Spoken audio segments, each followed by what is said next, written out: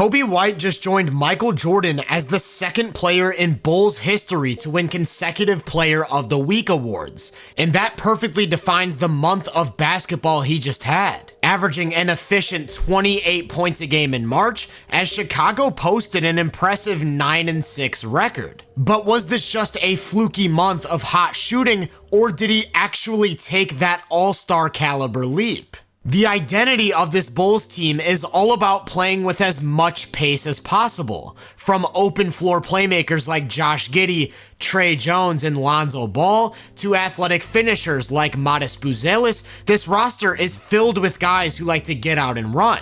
And on the season, they're averaging less than 13.5 seconds per offensive possession, which doesn't just make them the fastest team today, it makes them one of the fastest teams we've ever seen. Coby White fits right into that approach as he's developed into one of the most dynamic transition scorers in the NBA. At 7 points per game, the only player scoring more points in transition is Giannis, and he's doing so on a remarkably efficient 1.26 points per possession. Like I said, their roster is loaded with open floor playmakers, which means that he spends a lot of time running alongside those guys. And in those spots, he's hunting for the three-point line, where he might just be the league's most dangerous weapon.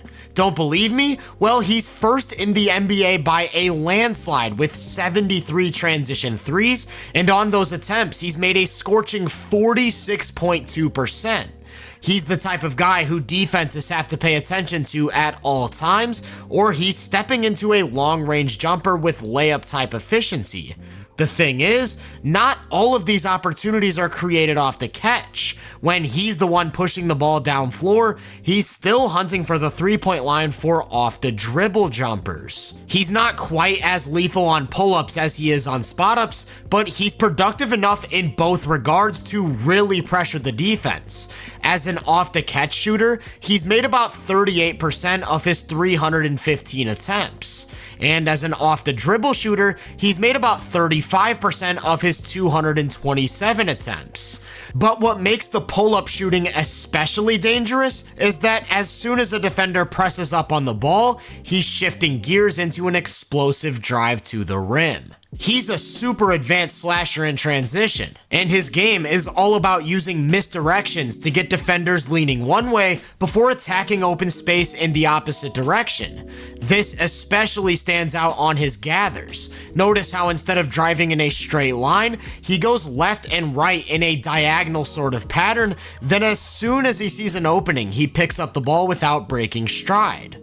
The way he changes directions and gathers with long strides pairs beautifully with his ability to decelerate. He loves throwing off the timing of rim protectors with this signature slow step. That ability to slow his momentum also helps unlock the three. On a play like this where he starts a drive and his defender starts leaning, he can stop on a dime and create space to pull up for a jumper. So when playing with pace, he's a multi-layered threat. Defenders not only have to worry about him attacking the rim, they have to worry about him hunting for the perimeter as an outside shooter, and that makes him especially tough to stay in front of, as he's got a bunch of moves in his bag for creating separation. In the event that a defender presses up on the three and he commits to a drive, but that defender is able to cut him off, that's when you'll see him drop the shoulder and bump them off the spot. And I'd say this right here is the biggest difference between Coby's game now and just 2 months ago. He went from the type of guy who'd commonly look to avoid contact to now somebody who's actively seeking it out at all times and using it as a tool to create more opportunities in the paint. And that not only helps him generate higher quality shots for himself, it helps him generate free throws, which was arguably his biggest weakness as a scorer. If we take a look at his free throw rates by year since entering the league, you'll notice that he's always been a relatively low foul drawing guy, although he's been on an upswing in these past 2 years. I'd say this year's jump to about 4 free throws doesn't quite do his leap justice though. If we instead focus on this season alone and look at the rate by month, that's where the leap shows up, going from a guy who was consistently getting about 3 or 4 to now up in that 6 to 7 range. And for someone who makes 89% of his free throws, this has been such a huge boost to his overall scoring efficiency, playing a major role in the 63.2% true shooting he posted in March. The way he uses shoulder bumps is a perfect complement to his style of driving with the slow steps and crafty gathers. If he ever starts a drive and gets a defender stuck on his left hip, his go-to move is to slam the brakes while bumping them in front of him so that he can step into open space to his left. And this gather in particular also opens up some playmaking reads. If he bumps his defender off of him and a second one meets him in the paint, he'll kick it out to an open shooter for a high quality 3. He's not the type of guy to make incredibly advanced passes, but with the amount of pressure he puts on the paint, he's still able to consistently create open 3s. When it comes to half-court shot creation though, most of his on-ball offense comes in the pick and roll. Because he's so good at attacking with a head of steam, they'll often set high ball screens early and multiple feet above the 3-point line, leaving him with space to turn the corner and get downhill. And again, this pairs perfectly with his shooting. I said he was a great shooter, but what I didn't say was that he has unlimited range. That means point of attack defenders can't go under the screen, and if the big is back in drop coverage, he'll patiently take advantage through his strong driving game. Or he'll continue to hunt for the 3-point line, like on this one where he starts a drive, gets his defender leaning towards the paint, only to snatch back to the perimeter with all of the space in the world. His entire offensive game is built off of balancing that 3-point shooting with the driving. So what he'll do in isolation is just spam hesitation dribbles over and over again, knowing that defenders have to react to the threat of his jumper, which then creates openings to attack. Just take a look at this play. It starts with one of those high ball screens, which the Heat defend in a drop. However, that drop turns into a switch, which means that Khalil Ware has to jump out to White. White counters by backing up and hesitating to draw him out of the paint before exploding into a drive and easy layup.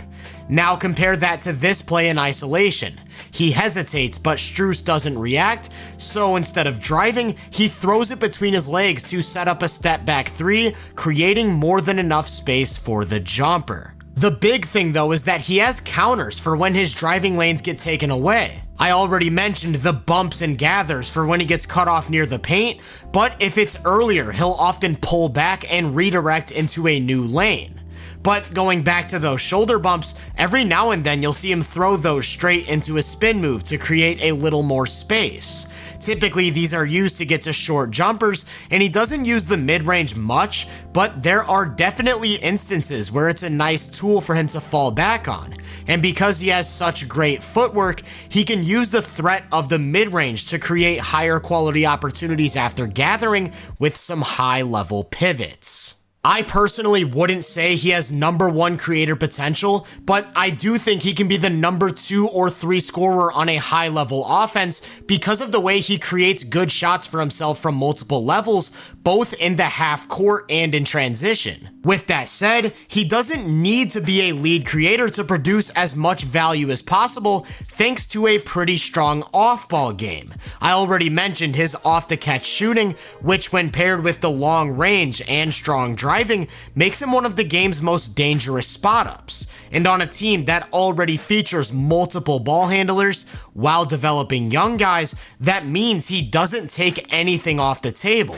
All things considered, only time will tell whether or not this is a legitimate all-star caliber leap. But to me, the process suggests that this might be the case. It's less about the raw production and more about the way he's getting to that production. The driving looks awesome, and with the way he's embraced contact, it gives him a significantly higher floor as a scorer.